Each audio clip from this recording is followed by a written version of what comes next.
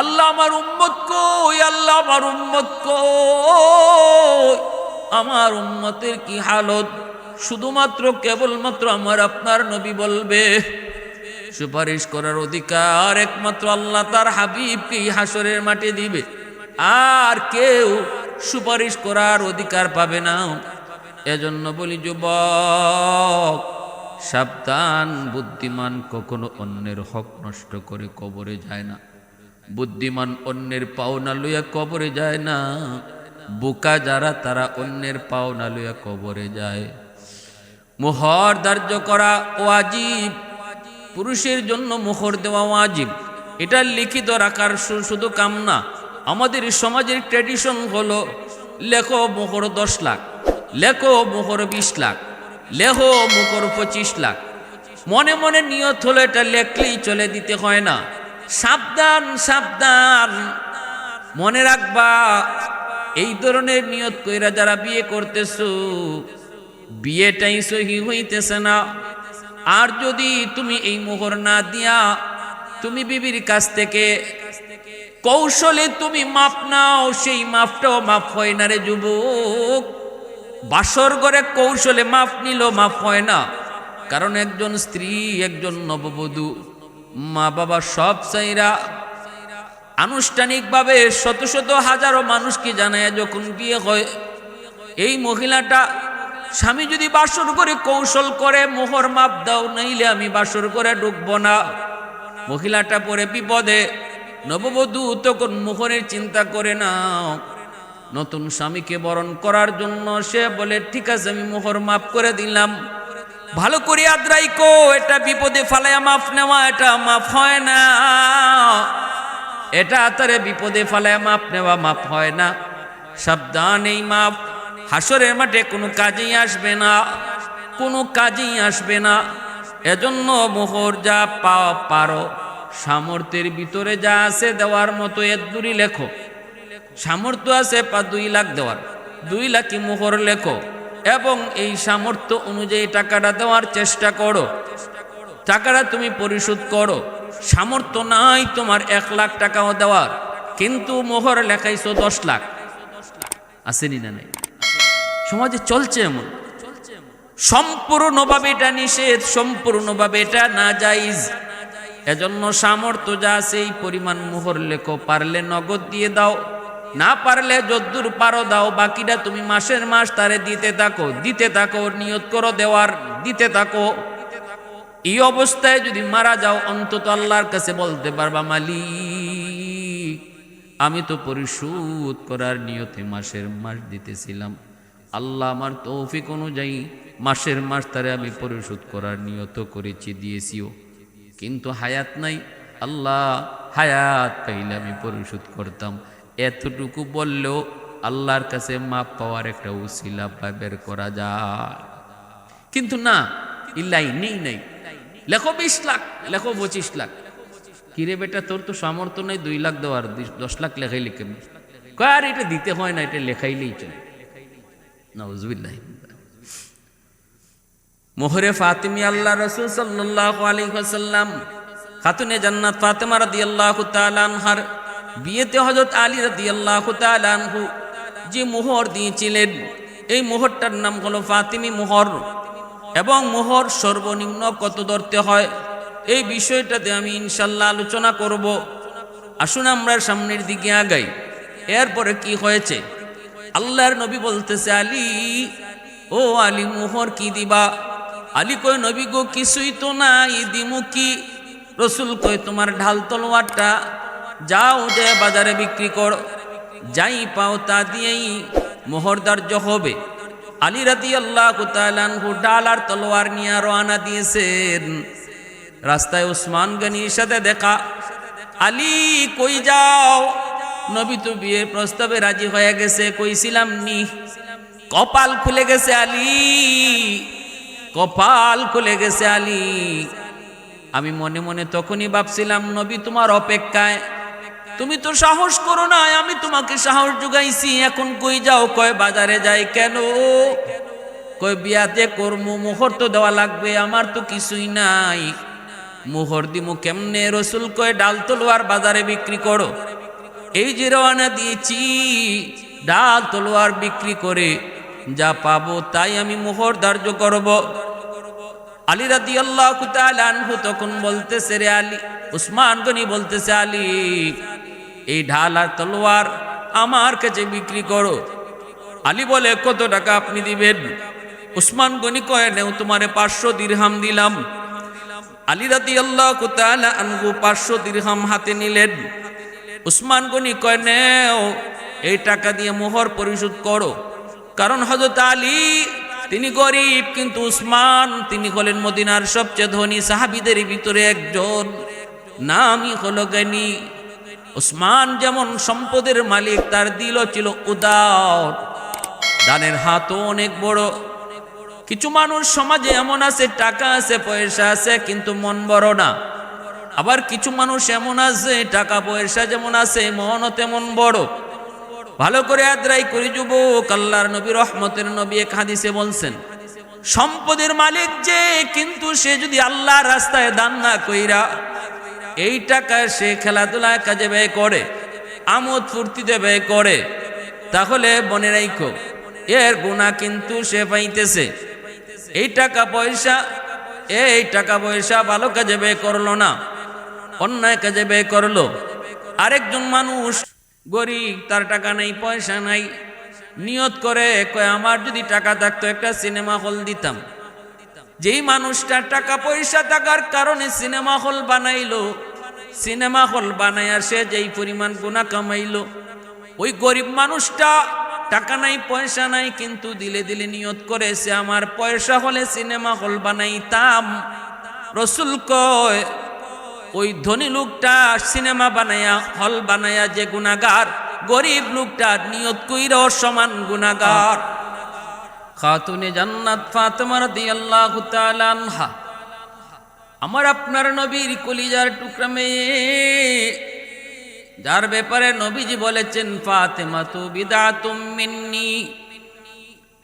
আল্লাহর নবী মদিনার মসজিদে তিনি ফাতেমার বিয়ে এলান করলেন। ফাতেমাকে বিয়ে দেওয়ার কথা জানানো মাত্রই সাহাবায়ে কেরামের ভিতরে অনেকেই মনে মনে প্রস্তাব দেওয়ার চিন্তা করলেন, এমনকি তারা প্রস্তাব দিলেন। আবু বকর সিদ্দিক রাদিয়াল্লাহু তাআলা আনহু থেকে নিয়া অনেক বড় বড় জলিলুল কদর সাহাবী, নবীর মেয়ে কলিজার টুকরা মেয়ে খাতুনে জান্নাত ফাতেমা রাদিয়াল্লাহু তাআলা আনহাকে বিয়ে করার প্রস্তাব নবীজির কাছে পেশ করেছেন। কিন্তু মায়ার নবী, দয়ার নবী কারো প্রস্তাব তিনি গ্রহণ করেন না। শুধু তাই নয়, অনেক বড় বড় ধনীর ছেলেরা, শিল্পপতি, রাজপতি, কোটিপতি, তারাও নবীজির কাছে বিয়ের প্রস্তাব দিল, কিন্তু নবীজি কারো প্রস্তাবে রাজি হন না। আল্লাহর নবী ঘোষণা দিলেন ফাতেমাকে বিয়ে দিবেন, কিন্তু যতই প্রস্তাব আসে নবীজি কোনো প্রস্তাবে রাজি হন না। সাহাবায়ে কেরাম এবার মনে মনে ভাবতে লাগলেন, তাহলে নবী মনে হয় মনে মনে নবী কাউকে ঠিক করে রেখেছেন। আল্লাহর নবী মনে হয় মন থেকে কারো প্রস্তাব তিনি চাইতেছেন। কে সে কার জন্য নবী অপেক্ষায়, কে সে কার জন্য নবী অপেক্ষায়? উসমান গনি আলী রাদিয়াল্লাহু তাআলা আনহুকে বলে, আলী তুমি একটু বিয়ের প্রস্তাব দাও। এরে আলী, আমার মন বলে তুমি যদি বিয়ের প্রস্তাব দাও তাহলে নবীজি গ্রহণ করবে। আলী রাদিয়াল্লাহু তাআলা আনহু বলতেছে, উসমান আপনি এটা কেমন কথা বললেন? আমি বিয়ের প্রস্তাব দিব, এত বড় দুঃসাহস আমার? কেমন করে এটা তুমি ভাবছো? আরে আমার ঘর কই, বাড়ি কই, খাই কই, ঘুমাই কই জানোনি? জানোনি আমি তো আল্লাহর নবীর ঘরেই থাকি, নবীর ঘরেই খাই। নবীজি আমাকে ছোট থেকে পালতেছেন, আল্লাহর নবী রহমতের নবীর সম্পর্কে আলী হলেন চাচাতো ভাই, নবীজির আপন চাচা আবু তালিব। আবু তালিবের সন্তান হলেন আলী রাদিয়াল্লাহু তাআলা আনহু। আল্লাহর নবীকে ছোটবেলা লালন পালন করেছেন নবীর চাচা আবু তালিব। আর আবু তালিবের সন্তান হযরত আলী রাদিয়াল্লাহু তাআলা আনহু। ইনি ছোটবেলায় আবু তালিব মারা গেলেন। বাবা মারা যাওয়ার পর নবীজি আলীর দায়িত্ব নিজে নিলেন। চাচা নবীকে পালছেন, এবার আলীকে নবী পালতেছেন। ছোট্ট থেকে মায়া করে করে বড় করলেন। নবীর ঘরেই থাকেন, নবীর ঘরেই খান। হাত খরচের জন্য যদি কিছু টাকা পয়সার প্রয়োজন হয় তাও তিনি নবীর কাছ থেকেই চেয়ে নেন। আলী রাদিয়াল্লাহু তাআলা আনহু বলতেছে, ওসমান এটা কেমনে সম্ভব, এটা কিভাবে সম্ভব, কোন সাহসে আমি বিয়ের প্রস্তাব দিব? আলী রাদিয়াল্লাহু তাআলা আনহুর এই কথা শোনা মাত্রই উসমান গনি রাদিয়াল্লাহু তাআলা আনহু বলে, রে আলী, আমার মন বলে মায়ার নবী তোমার অপেক্ষা করতেছেন। আমার মন বলে তুমি যদি বিয়ের প্রস্তাব দাও আল্লাহর নবী তোমার বিয়ের প্রস্তাব গ্রহণ করবে। একটু সাহস করে যাও, যায় তুমি বিয়ের প্রস্তাবটা দাও। আলী বলে, ভাই মাপ চাই, অসম্ভব, মাপ চাই, আমার দ্বারা সম্ভব নয়। সাহাবায়ে কেরাম আলীকে যতই বুঝায় আলী রাজি হয় না, যতই তারা বুঝায় ততই তিনি রাজি হয় না। উসমান গনি কয়, আলী একটু সাহস করে যা না, কিছু হবে না, আমরা তোমার পিছনে আছি। যদি কিছু দেখি নবী রাগ করেছেন, আমরা তো তোমার পিছনেই আছি, তোমার পাশে যায় দাঁড়াবো, যে কোনো পন্থায় নবীকে বুঝাবো। যাও, ভয় পেও না, ভয় পেও না, আমরা তোমার সাহস দিচ্ছি, যাও। আলী রাদিয়াল্লাহু তাআলা আনহুকে সাহস দিয়া উসমান গনি রাদিয়াল্লাহু তাআলা আনহু সহ সাহাবায়ে কেরাম আল্লাহর নবীর কাছে পাঠালেন।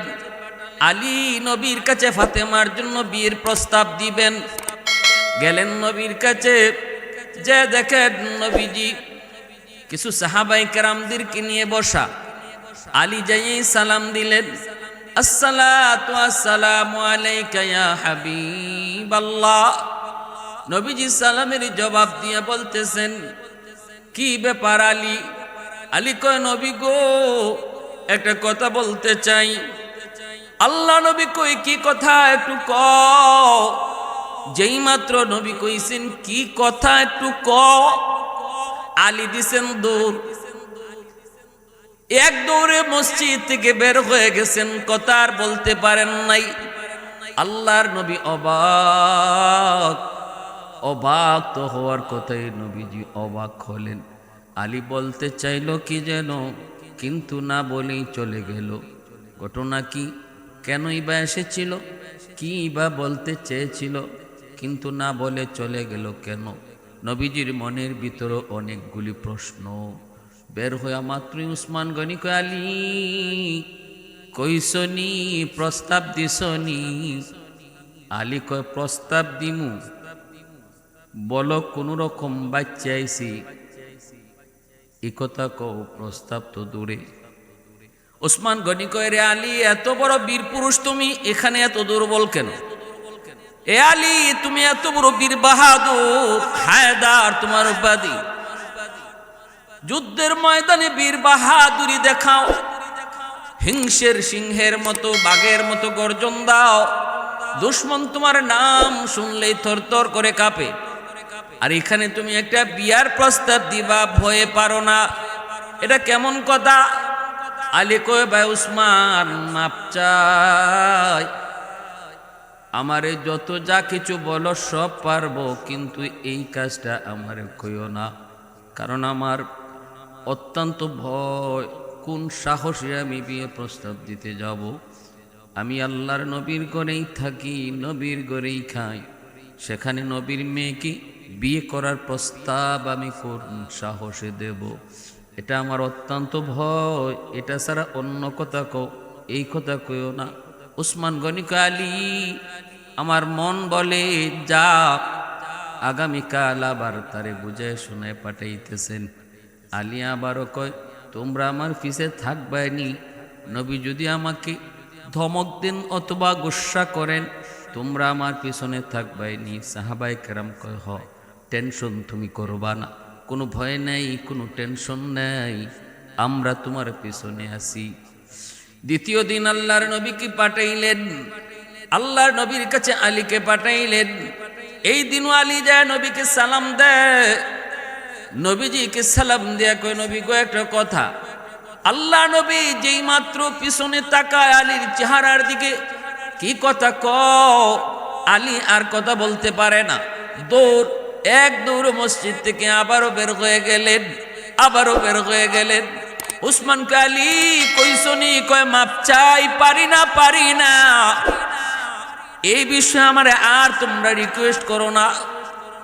নবীজি আমার দিকে তাকানো মাত্রই আমি আমার কথা ভুলে যাই, ভয়ে আমি আতঙ্কিত হয়ে পড়ি, কলিজা কেঁপে উঠে। না না, এমন কথা বইল না। জাননি ফাতেমাকে সাইয়্যিদাতু নিসাই আহলিল জান্নাহ, জান্নাতের সকল মহিলাদের সরদারি নিজার উপাধি, এত সম্মানী, এত দামি ফাতেমা, আমি কোন সাহসে তার বিয়ের প্রস্তাব দেই? জানুনি ফাতেমাকে রাহমাতুল লিল আলামিনের কলিজার টুকরা, কোন সাহসে আমি আলী তার বিয়ের প্রস্তাব দেই?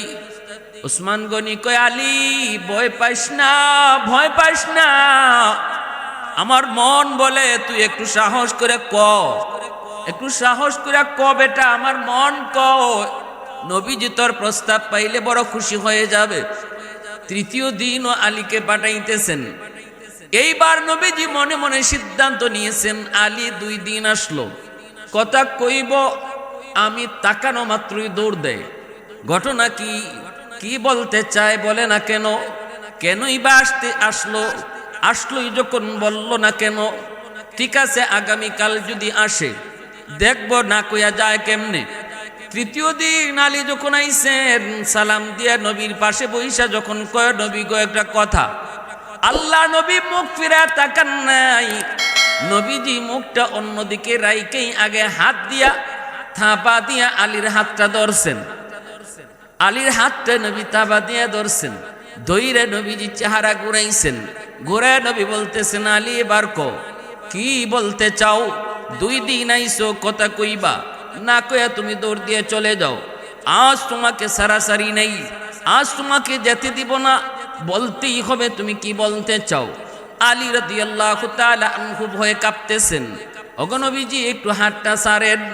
নবীজি কয় হাত সারাসারি নাই, হাত ছাড়বো না, আগে বলো কি বলতে চাও, বলো, না বললে সারাসারি নাই। আল্লাহ নবী যখন শক্ত করে হাতটা ধরলেন, আলী বুঝে গেলেন এবার আর সারাসারি নাই, এবার আর ছুটাছুটি নাই, এবার আর দৌড় দেওয়ার কোনো সুযোগ নাই, কথা বলতেই হবে। আলী বলতেছেন নবী গো বলবো, কিন্তু কি বলবো ভুলে গেছি। নবী কই আলী ডানে বামে কথা ঘুরায় না, ভুলে থাকলে তুমি ইয়াদ করো, কথা কিন্তু আজকে বলতেই হবে। কোন কথা নিয়ে তুমি 3 দিন আমার কাছে আসতেছো? নবী যখন শক্ত করে ধরলেন আর বলতেছেন কোনো সারাসারি নাই, আলী বুঝে গেলেন না বইলা কোনো উপায় নেই। আলী সাহস করে কয় নবী গো, আপনি কয়েকদিন আগে ফাতেমার বিয়ের ঘোষণা দিছেন। আল্লাহর নবী কয় হ, আমি তো ঘোষণা দিছি, কেন কোনো উপযুক্ত পাত্র পাইছো নাকি? আলী মাথাটা নিচের দিকে দিয়া লজ্জায় তিনি কইতেছেন নবী গো কেমনে কই, আমি নিজেই প্রস্তাব দিতেছি, আমি নিজে একজন প্রার্থী, কিন্তু কোন সাহসে কই, সাহস হয় না, ভয় পাই। আল্লাহর নবীকে যেই মাত্র মনের কথাটা শোনায় দিছেন, দিনের নবী মায়ার নবী টান দিয়ে বুকে জড়ায় নিছেন। নবী বুকে জড়ায় নিয়ে কপালে চুমো খায় কয় আলী আয় আমার বুকে, আয় আমার বুকে আয়, আমি তো এই প্রস্তাবটার জন্যই এতদিন পর্যন্ত অপেক্ষায় রে, কারণ আসমানের মালিক তোমার সাথে আমার ফাতেমাকে বিয়ে দেওয়ার ইশারা দিয়েছে। উলফত মে তেরি ওয়াই সিনে দন্দন কতুরা, উলফত মে তেরি ওয়াই সিনে দন্দন কতুরা, বু বকর উমর নকশ কদম তেরা ন ছুরা, বু বকর উমর নকশ কদম তেরা ন ছুরা, আয়ুশাক নবী वाके असरारे मदीना, सुल्तान का सुल्तान है सुल्तान मदीना, सरकार का सरकार है सरकार मदीना, गुलजार का गुलजार है गुलजार मदीना। अल्लाह नबी को आलिया आय আমার বুকে আয়। নবীজি বুকে নিলেন, কপালে চুমু খায়। এখন আল্লাহ পাকের ইশারা, আল্লাহ পাক তোমার সাথে ফাতেমাকে বিয়ে দেওয়ার ইশারা দিয়েছে। আলী আয় আয় আমার বুকে আয়। এবার হযরত আলী রাদিয়াল্লাহু তাআলা আনহু বড় খুশি হলেন, বুঝে গেলেন। রাখো গাইম্যা শেষ। আলী আমার মেয়ে ফাতেমাকে বিয়ে তো করবা, কিন্তু মোহর আসেনি। মোহর কি দিবা? মোহর তো লাগবে, কারণ একজন নারীর জন্য বিয়ের সময় মোহর এটা নারীর হক, নারীর পাওনা। পুরুষের জন্য মোহর দেওয়া ওয়াজিব। আল্লাহর নবী রহমতের নবী বলে, আলী মোহর আসেনি, কি তুমি মোহর দিবা? মোহর দেওয়ার মতো কি আছে? আলী বলে, নবী গো কি মোহর দিব? আমার কাছে কি এমন আছে? যা আছে সব তো আপনি জানেন। আল্লাহর নবী গো কিসের মোহর?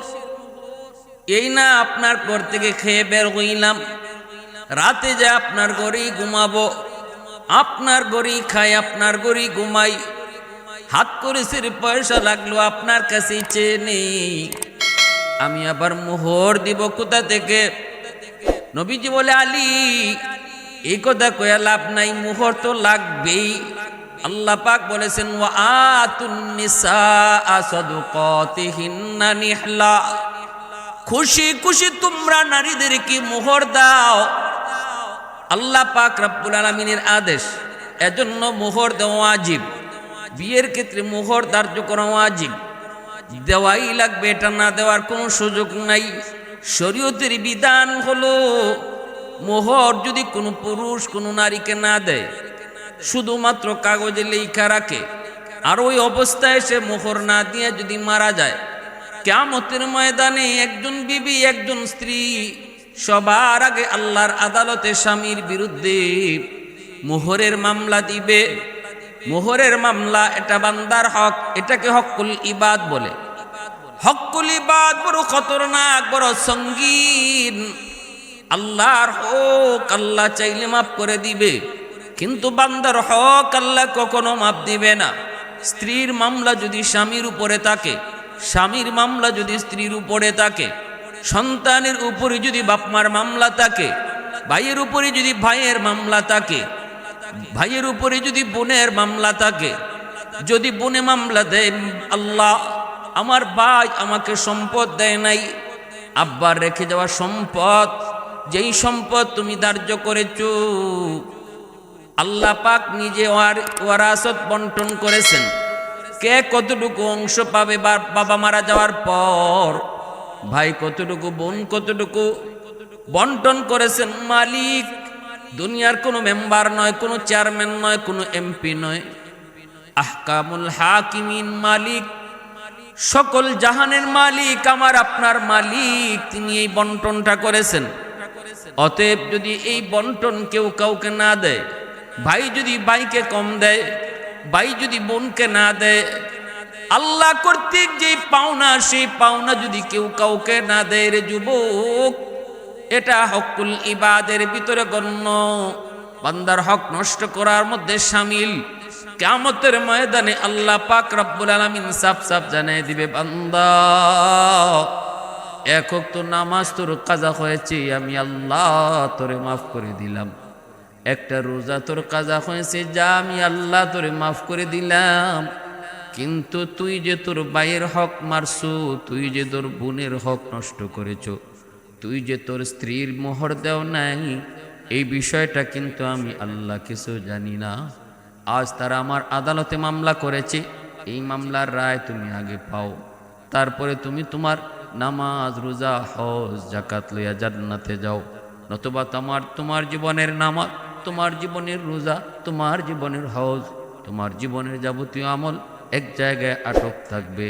মানুষের যা হক নষ্ট করেছ সবগুলি হক, এই হকের বদলা তোমার নেকি তাদেরকে দেওয়ার পর যা থাকবে তখন তোমার আমল হিসাব করা হবে। কিয়ামতের ময়দানে রাসূল বলেন, জাননি দুনিয়াতে যেই মানুষটা নিঃস্ব অসহায় সে গরিব নয়, সবচেয়ে বড় গরিব হলো যে মানুষটা পাহাড় পরিমাণ নেকি লইয়া জান্নাত আল্লাহর দরবারে উঠছে, কিন্তু এই নেকি তার কোনো কামে আসে নাই। মানুষের হক যা নষ্ট করেছিল, এই হকগুলা দিতে দিতে তার সব নেকি শেষ হয়ে যাবে। পাহাড় পরিমাণ নেকি ছিল কিন্তু কোনো নেকি নাই। স্ত্রীর মামলা, এই মামলা ডিসমিস করতে স্ত্রীকে তার হজের সওয়াব দিয়ে দিবে। বোনের মামলা, বোনের হক দেয় নাই, এই মামলা ডিসমিস করতে তার জীবনের অনেকগুলি নামাজের সওয়াব বোনকে দিয়ে দিবে। এইভাবে ভাইয়ের হক নষ্ট করেছে, প্রতিবেশীর সীমানা ঠেলছে, প্রতিবেশীর জমি দখল করেছে, এই মানুষগুলোর যতগুলি হক, ওই হকের মামলা আল্লাহর আদালতে দাঁড়াবে রে যুবক। ওই মামলা পরিশোধ করতে যায় তার হাত নিঃস্ব হয়ে যাবে, সে অসহায়। রাসূল কয় সেই হলো সবচেয়ে বড় মুফলিস, সেই হলো সবচেয়ে বড় মুফলিস। লা দিরহাম লাহু ওয়ালা দিনার, যার দিরহাম নাই দিনার নাই সে বড় মুফলিস না, সে নিঃস্ব না, সে মিসকিন না, সে অভাবী না। সবচেয়ে বড় অভাবী হলো ওই মানুষটা যার নেকি আছিল অনেক, কিন্তু নেকি কিছুই তার হাতে থাকে নাই, সব মানুষকে দিয়ে দিতে হয়েছে। এজন্য বলি সাবধান, মোহর এটা কাগজে লেখার বিষয় না, মোহর দেওয়া ওয়াজিব, নগদ পরিশোধ করে দিতে হয়। যদি নগদ নাও পারো তা কিছু দিয়া হলে বাকিটা মরণের আগে আগে পরিশোধ করা লাগবে। মরণের আগে আগে সব মোহর পরিশোধ করা লাগবে। মৌতের আগে আগে যদি তোমার মোহর পরিশোধ করা না হয়, কিছু থাকে, তাহলে মনে রাখো যে এইটুকু থাকছে, এই মামলা হাসরের মাঠে তোমার স্ত্রী আল্লাহর আদালতে দিবে। এত মায়া, এত মহব্বত, যে স্ত্রীর জন্য যে ভালোবাসা, এই ভালোবাসা কিছুই হাসরের মাঠে থাকবে না রে যুবক। যে স্ত্রীকে তুমি দিল থেকে বেশি ভালোবাসো, চাওয়া মাত্রই তার চাওয়া, সমস্ত চাওয়া পূরণ করো, চাওয়া মাত্রই তুমি তার সামনে হাজির করো। স্বর্ণ চাই স্বর্ণ, শাড়ি চাই শাড়ি, ত্রিপিস চাই ত্রিপিস, যত যা কিছু চায় সব দিয়েছো, কিন্তু এরপরও কিয়ামতের মাঠে বিন্দু পরিমাণ তোমার প্রতি দরদ দেখাবে না যদি মোহরের টাকা বাকি থাকে। আর যদি স্ত্রীর উপরে তুমি কষ্টদায়ক কোনো আচরণ করো, স্ত্রীকে যদি মারধর করো, স্ত্রীর সাথে যদি খারাপ আচরণ করো, বিবির সাথে যদি তুমি খেয়ানত করো, যদি তার এই মানসিক টর্চারিং করো, এটাও তার হক নষ্ট করা। কারণ এই মানুষটা দুর্বল, সে মাজলুম, সে মাজলুম। আল্লাহ রাসূল কয়, ইত্তাকি দাওয়াতাল মাজলুম ফাইন্নাহু লাইসা বাইনাহা ওয়া বাইনাল্লাহি হিজাব। মনে রাখো, দুর্বলের উপরে কেউ জুলুম কইরো না। রাসূল কয়, দুর্বলের আহাজারি আল্লাহর দরবারে পৌঁছতে বাধা থাকে না। ঘরের ভিতরে আমার স্ত্রী আমার কাছে সবচেয়ে বেশি দুর্বল, কারণ এই ঘরে তার সাথে তার মা আসে নাই, বিয়ের সময় বোন সাথে আসে নাই, বিয়ের সময় আদরের ভাই আসে নাই। যেই মানুষগুলার ভালোবাসা পেয়ে বাবার বাড়িতে ছোট্ট থেকে বড় হয়েছে, সেই মানুষগুলার মহব্বতকে চিরদিনের জন্য কোরবানি দিয়া একজন নববধূ শুধুমাত্র স্বামীর হাত ধুইয়া স্বামীর ঘরে চলে এসেছে। এই বাড়ির মানুষগুলি কেমন কিছুই জানে না, শুধুমাত্র স্বামীর ভালোবাসা পাওয়ার আশায় আজ যদি তুমি স্বামী তারে ভালোবাসা না দাও, যদি তারে টর্চারিং করো, তারে মানসিকভাবে প্রেসার দাও, শারীরিক নির্যাতন করো, রেডি থাইকো, চোখের পানির ফোঁটা কিন্তু জমিনে নেয় না রে যুবক। একজন দুর্বল নারীর চোখের পানির ফোঁটা দুনিয়ার মাটি গ্রহণ করে না, আল্লাহর আদালতের ফাইলে গিয়ে জমা হয়। মামলা বড় জটিল থেকে জটিল হয়, হকুল ইবাদের মামলায় সামিল হয়। অতএব মাপ পাওয়ার সুযোগ নাই। সাবধান সাবধান, কেউ কারো হক নষ্ট করবা না। বুদ্ধিমান মরণের আগে আগে মানুষের হক পরিশোধ করে যায়। কথার দ্বারা যদি কাউকে কষ্ট দেয়, মরণের আগে আগে মাপ চেয়ে নেয়। টাকা পয়সার লেনদেন, জমি জমার লেনদেনে যদি খেয়ানত করে, বুদ্ধিমান মরণের আগে আগে সেটা পরিশোধ করে ফিরায় দেয়। আর অবুধ আর নির্বুধ মানুষের মামলা কাঁধে লইয়া কবরে ঢুকে, অথচ এই রেখে যাওয়ার সম্পদ সে বুক করে না, বুক করে তার সন্তান, তার ওয়ারিস। এই সন্তানেরা বাবার কবরের হালত জানে না, সন্তানেরা কবরের হালত বাবার জানে না। জানতো যদি বাবা যে অন্যায়ভাবে মানুষের হক নষ্ট করেছে, এই সম্পদ সন্তানেও রাখতো না, সন্তান এটা ফিরে দিত। কিন্তু বাবার হালত জানে না। এজন্য বলি যুবক ও আল্লাহর গোলাম বাবাজিরা, একটু দিলটা নরম করে কথাগুলি বোঝার চেষ্টা করো। যেই সম্পদ তুমি অন্যের কাছ থেকে মাইরা দখল কইরা সন্তানরে দিয়ে যাইতেছো, এই সন্তান কিন্তু হাসরের মাঠে তুমি বাবার পরিচয় দিবে না। হাসরের ময়দানে আদরে স্ত্রী স্বামীর পরিচয় দেয় না, হাসরের ময়দানে ভাই ভাইয়ের পরিচয় দেয় না। বিন্দু পরিমাণ কেউ তোমার উপকার করবে না। ইয়াউমা ইয়াফিরুল মারউ মিন আখিহি ওয়া উম্মিহি ওয়া আবিহি ওয়া সাহিবাতিহি ওয়া বানিহি লিকুল্লি ইমরিইম মিনহুম ইয়াউমা ইযিন শা'নুন ইউগনিহি। আল্লাহ পরিষ্কার বলছেন, সবাই খালি ইয়া নফসি কইব, সবাই খালি কইব আল্লাহ আমারে বাঁচাও, আল্লাহ আমারে বাঁচাও। কোথায় আমার স্ত্রী, কোথায় আমার বাবা, কোথায় আমার মা, কোথায় আমার সন্তান? আল্লাহ কয় কিয়ামতের মাঠে একজনেও এই কথা কইতো না। এ মানুষ, সাধারণ মানুষ তোমরা যারা, তোমরা তো বহুদূর, কোন নবী পর্যন্ত আল্লাহর দরবারে হাসরের ময়দানে এই কথা কইতো না। নূহ নবী কইতো না মালিক আমার আব্বা কই, আমার সন্তান কই, কথা আল্লাহরে কইতো না। নূহ নবীও কইব ইয়া নফসি, আল্লাহ আমারে বাঁচাও। ইব্রাহিম পয়গম্বর কইব আল্লাহ আমারে বাঁচাও। এইভাবে সকল নবী শুধু কইব আমারে বাঁচাও। শুধুমাত্র কেবলমাত্র আমার আপনার নবী, রহমতের নবী, দু জাহানের বাদশাহ, সাইয়্যিদুল মুরসালিন নবী মুহাম্মদুর রাসূলুল্লাহ সাল্লাল্লাহু আলাইহি ওয়াসাল্লাম শুধু বলবেন ইয়া উম্মতি ইয়া উম্মতি ইয়া উম্মতি ইয়া উম্মতি। আল্লাহ আমার উম্মত কই, আল্লাহ আমার উম্মত কই, আমার উম্মতের কি হালত? শুধুমাত্র কেবলমাত্র আমার আপনার নবী বলবে। সুপারিশ করার অধিকার একমাত্র আল্লাহ তার হাবিবকে হাসরের মাঠে দিবে, আর কেউ সুপারিশ করার অধিকার পাবে না।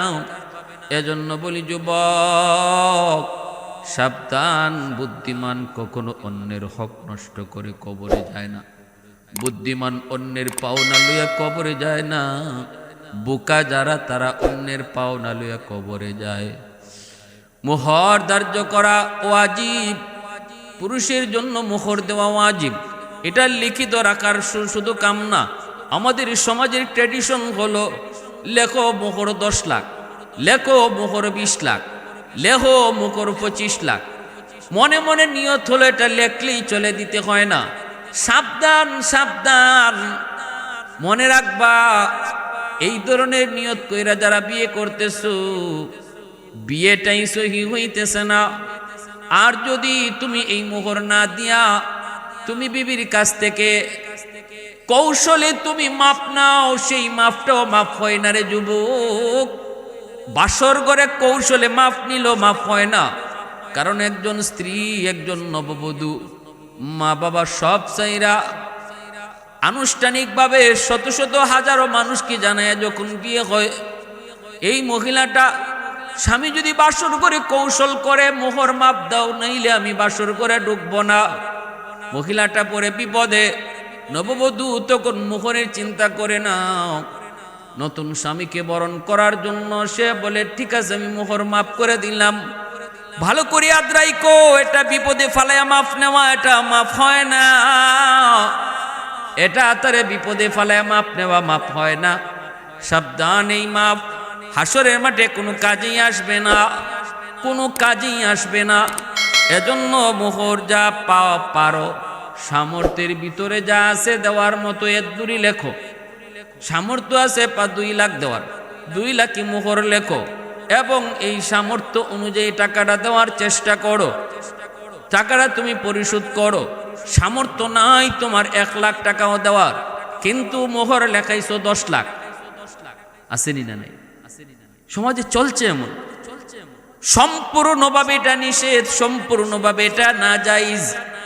এজন্য সামর্থ্য যা আছে এই পরিমাণ মোহর লেখো। পারলে নগদ দিয়ে দাও, না পারলে যদ্দূর পারো দাও। বাকিটা তুমি মাসের মাস তারে দিতে থাকো, দিতে থাকো, নিয়ত করো দেওয়ার, দিতে থাকো।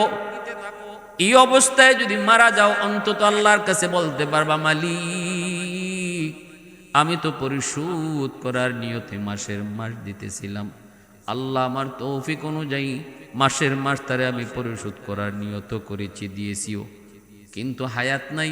আল্লাহ হায়াত পাইলে আমি পরিশোধ করতাম। এতটুকু বললেও আল্লাহর কাছে মাপ পাওয়ার একটা উসিলা বের করা যায়। কিন্তু না, ইল্লাই নেই নাই, লেখো 20 লাখ, লেখো 25 লাখ। কিরে বেটা, তোর তো সামর্থ্য নেই 2 লাখ দেওয়ার, 10 লাখ লেখাইলে কেমন? আর এটা দিতে হয় না, এটা লেখাইলেই চলে। নাউজুবিল্লাহ। মোহরে ফাতিমি আল্লাহ রাসূল সাল্লাল্লাহু আলাইহি ওয়াসাল্লাম খাতুনে জান্নাত ফাতেমা রাদিয়াল্লাহু তাআলা আনহার বিয়েতে হযরত আলী রাদিয়াল্লাহু তাআলা আনহু যে মোহর দিয়েছিলেন, এই মোহরটার নাম হলো ফাতিমি মোহর।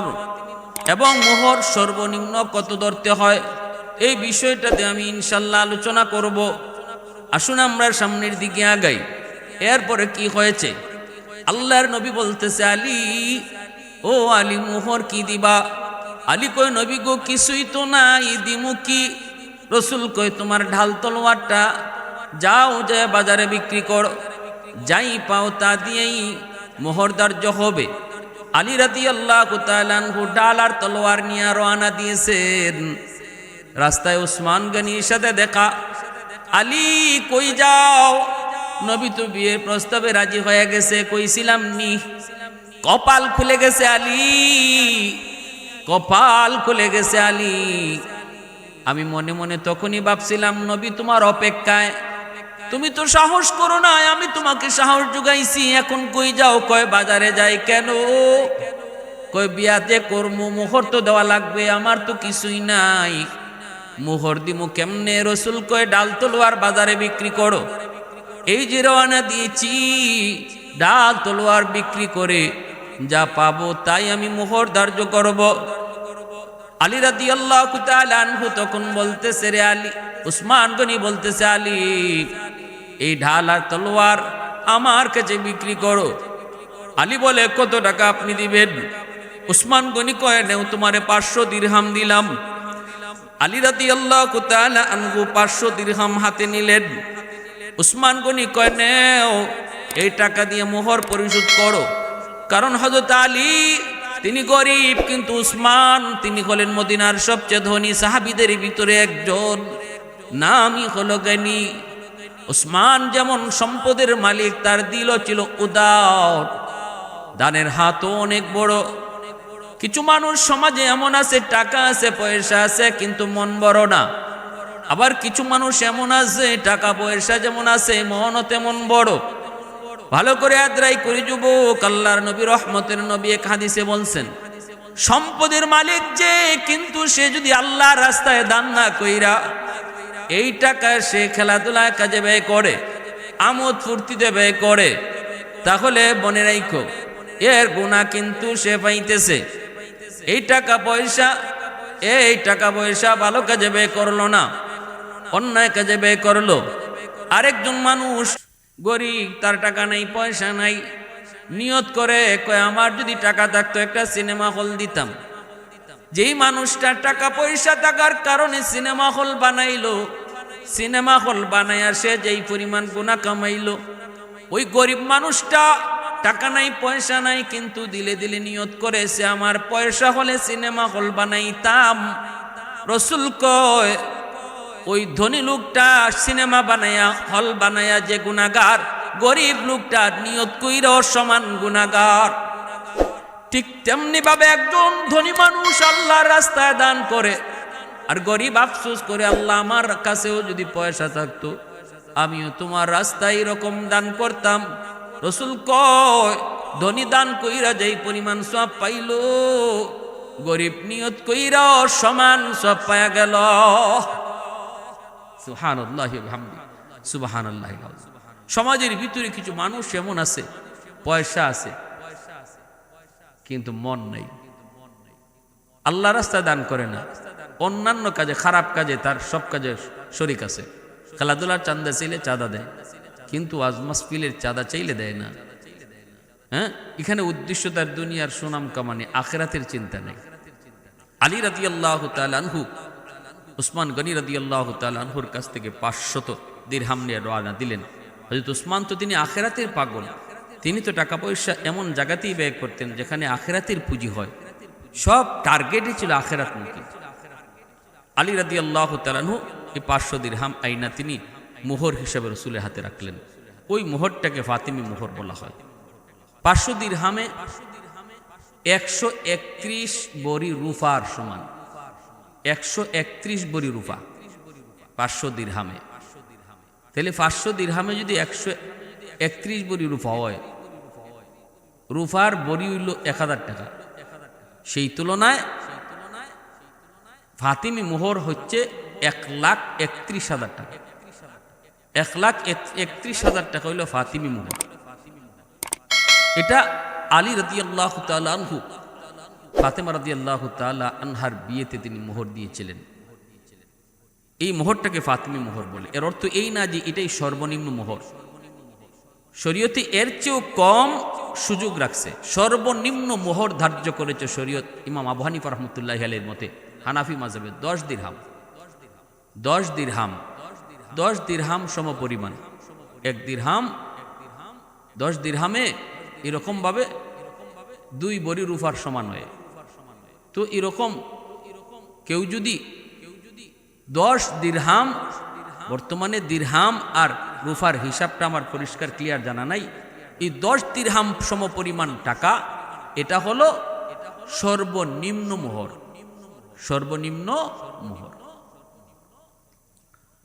তো প্রিয় হাজিরিন, এই সর্বনিম্ন মোহরটা দেওয়াই লাগবে, এর চেয়ে কম দেওয়া যাবে না, এর চেয়ে কম দেওয়ার কোনো সুযোগ নাই। সর্বনিম্ন মোহর হলো 10 দিরহাম। আলী রাদিয়াল্লাহু তাআলা আনহু যে মোহরটা ধার্য করেছিলেন, যে মোহরটা দিয়েছিলেন, এই মোহরটা হলো ফাতিমি মোহর। যেটা আমরা বললাম ফাতিমি মোহর হলো আলী রাদিয়াল্লাহু তাআলা আনহুর এবং ফাতেমা রাদিয়াল্লাহু তাআলা আনহার বিয়েতে যেই পরিমাণ মোহর ধার্য হয়েছিল। প্রিয় হাজির, 10 দিরহাম পরিমাণ বর্তমানে হইল 3.25 বড়ি খাঁটি রূপা। 3.25 বড়ি খাঁটি রূপা 10 দিরহামের সমপরিমাণ মূল্য। তো 3.25 বড়ি খাঁটি রূপার যে দাম, এই পরিমাণ দাম হলো, এই পরিমাণ টাকা সর্বনিম্ন মোহর ধরতে হবে, এর চেয়ে কম ধরা যাবে না। 3.25 বড়ি খাঁটি রূপার সমান দাম। এজন্য যে কথা বলতেছিলাম, আমাদের সমাজে এরকম বহু মানুষ আছে যারা ফাতিমি মোহর কি এটা ভালো করে বুঝি না। জানি ফাতিমি মোহর, কিন্তু ফাতিমি মোহর কত এটাও বুঝি না, সর্বনিম্ন মোহর কত দেওয়া যাবে এটাও জানি না। আমরা দুইটা বিষয় আজকে জানলাম। আলী রাদিয়াল্লাহু তাআলা আনহু, তিনাকে হযরত উসমান গনি রাদিয়াল্লাহু তাআলা আনহু তিনি এই 500 দিরহাম দিয়া বলছেন, যাও তুমি যাইয়া মোহর ধার্য করো, মোহর দিয়ে দাও। আলী রাদিয়াল্লাহু তাআলা আনহু তিনি এই মোহর ধার্য করলেন, মোহর দিয়ে দিলেন। আর উনার বিয়েতেই হযরত উসমান গনি রাদিয়াল্লাহু তাআলা আনহু আলীর কাছ থেকে যেই ঢাল আর তলোয়ার তিনি কিনলেন, ওই ঢাল আর তলোয়ার উসমান গনি আলী আর ফাতেমার বিয়েতে তিনি উপহার দিয়ে দিলেন। সুবহানাল্লাহ, কত সুন্দর, কত সুন্দর। যেই জিনিস তিনি নিছিলেন আলীর তলোয়ার, সেই তলোয়ারটা আলীকে আবার বিয়েতে উপহার দিলেন। এই তো উসমান, এই তো উসমান, ইনি তো উসমান গনি, যার কাছে আল্লাহর নবী তার পরপর দুটা মেয়ে বিয়ে দিচ্ছেন। এজন্য উসমান গনিকে জিন্নুরাইন বলা হয়। একজন মেয়ে মারা যাওয়ার পর রসুল তার আরেক মেয়েকে উসমান গনির কাছে বিয়ে দিলেন। ভাইরা বন্ধুরা, জন্য বলছিলাম রে যুবক, উসমান গনি রাদিয়াল্লাহু তাআলা আনহুর প্রশংসায় কবি বলে, उस्मान तेरा नाम से इस्लाम रहेगा, उस्मान तेरा नाम से इस्लाम रहेगा, दुनिया की सदाकत में तेरा नाम रहेगा, दुनिया की सखावत में तेरा नाम रहेगा, दुनिया की सखावत में तेरा नाम रहेगा, हैदार तेरा नाम से इस्लाम रहेगा, दुनिया की शजाअत में तेरा नाम रहेगा, दुनिया की शजाअत में तेरा नाम रहेगा, सिद्दीक तेरा नाम से इस्लाम रहेगा, दुनिया की सदाकत में तेरा नाम रहेगा, फारूक तेरा नाम से इस्लाम रहेगा, दुनिया की अदालत में तेरा नाम रहेगा, मुआविया तेरा नाम से इस्लाम रहेगा, दुनिया की सियासत में तेरा नाम रहेगा, दुनिया की सियासत में तेरा नाम रहेगा। আল্লাহর নবী সাহাবী হযরত উসমান গনি রাদিয়াল্লাহু তাআলা আনহু তিনি এই বিয়েতে ঢাল তলোয়ার তিনি আবার উপহার দিয়ে দিলেন। বিবাহ হয়ে গেল, এত সুন্দর সুন্নতি বিবাহ। আল্লাহ নবী বিয়ে দেওয়ার পর নবীজি আলীর কানে কানে নিয়ে বলতেছেন, আলী রে, ও আলী, জানোনি আজ আমি তোমার কাছে কারে দিছি? নবী গো, আপনার কলিজার টুকরা মেয়ে ফাতেমা। রসুল কয়, আলী, শুধু আমার ফাতেমা মেয়ে না, হুয়া বিদা, ফাতেমা তু বিদাতুম মিন্নি, ফাতেমা আমার কলিজা, কলিজা। রে আলী, আমার কলিজাটা তোরে দিয়ে দিছি। ফাতেমা যদি কষ্ট পায় মনে রাখবি আমি রসুল কষ্ট পেয়েছি। ফাতেমা যদি খুশি থাকে আমি রসুল খুশি থাকবো। রসুল আবার ফাতেমাকে কানে কানে নিয়ে কইতেছে, ফাতেমা জানোনি, ও ফাতেমা, কার কাছে তোমাকে বিয়ে দিয়েছি? এ তো সেই আলী যার উপাধি হলো হায়দার, এ তো সেই আলী যার উপাধি হলো হায়দার। আলী তো আমারই কাছে লালিত পালিত, আমারই অনেক আদরের কলিজা। ফাতেমা সাবধান, স্বামীর মনে কষ্ট দিও না। স্বামীর মাইনা চইল, স্বামীর সন্তুষ্টির উপরে স্ত্রীর জান্নাত ওয়াজিব। যেই মহিলার উপরে স্বামী সন্তুষ্ট, এই মহিলা রসুল কয় মরতে দেরি, জান্নাত পাইতে দেরি হয় না। আল্লাহ রসুল কয়, সাবধান দুনিয়ার নারীরা, যদি আল্লাহ আমারে আদেশ দিত, যদি আল্লাহ আমারে এই সুযোগ দিত, তাহলে আমি বলতাম, স্ত্রীরা তোমরা তোমাদের স্বামীর সেজদা করো। আল্লাহ ছাড়া যদি কাউকে সেজদা করার হুকুম আমি পাইতাম, তাহলে বলতাম প্রত্যেকটা স্ত্রী যেন তার স্বামীকে সেজদা করে। এতটা সম্মান নবীজি দিয়েছেন। দুজনকে দুই দিক দিয়ে বুঝে আল্লাহ রসুল দিয়ে দিলেন। এত সুন্দর সংসার হলো, এত সুন্দর সংসার, এত শান্তির সংসার। খাতুনে জান্নাত কয়, আমার স্বামীর ঘরে টাকা ছিল না, পয়সা ছিল না গো। আমার স্বামী আলীর ঘরে পয়সা ছিল না, টাকা ছিল না, ধন ছিল না, দৌলত ছিল না।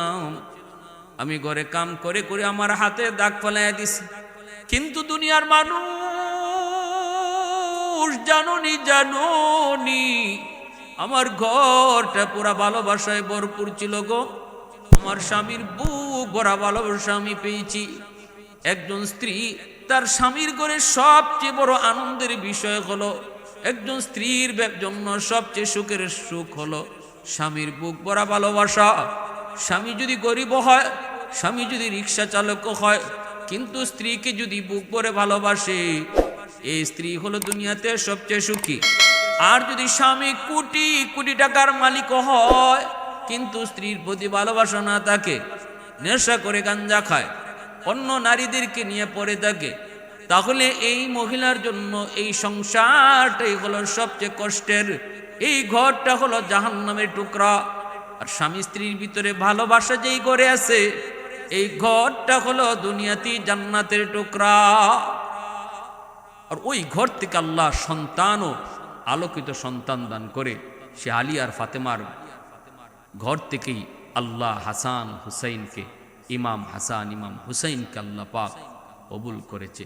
যেমন মা যেমন বাবা হবে, সন্তান তেমন হবে। আসুন আল্লাহ আমাদের ঘরটারে জান্নাতি ঘর বানাইবার, স্বামী স্ত্রীর ভিতরে পবিত্র পুত পবিত্র সুন্দর মহব্বত রাখার। যেই করে স্বামী স্ত্রীর ভিতরে ভালোবাসা থাকে, এই করে সন্তানের মন মেজাজ দেমাগ ভালো হয়। যে করে স্বামী স্ত্রীর ভিতরে ঝগড়া থাকে, সন্তানের উপরে পড়ে, এই সন্তান ব্রেন ঢিলা হয়, সন্তানের ব্রেইন ঢিলা হয়, সন্তান মেধাবী হয় না। আর স্বামী স্ত্রীর ভালোবাসা যে করে থাকে, সন্তান মেধাবী হয়, হৃষ্টপুষ্ট হয়, সুন্দর হয়, রোগমুক্ত হয়। আল্লাহ আমাদের সবাইকে সন্তানের দিকে তাকায়া তাদের ভবিষ্যৎ উজ্জ্বল হোক, সুন্দর হোক, এটা মাও চাই বাবাও চাই।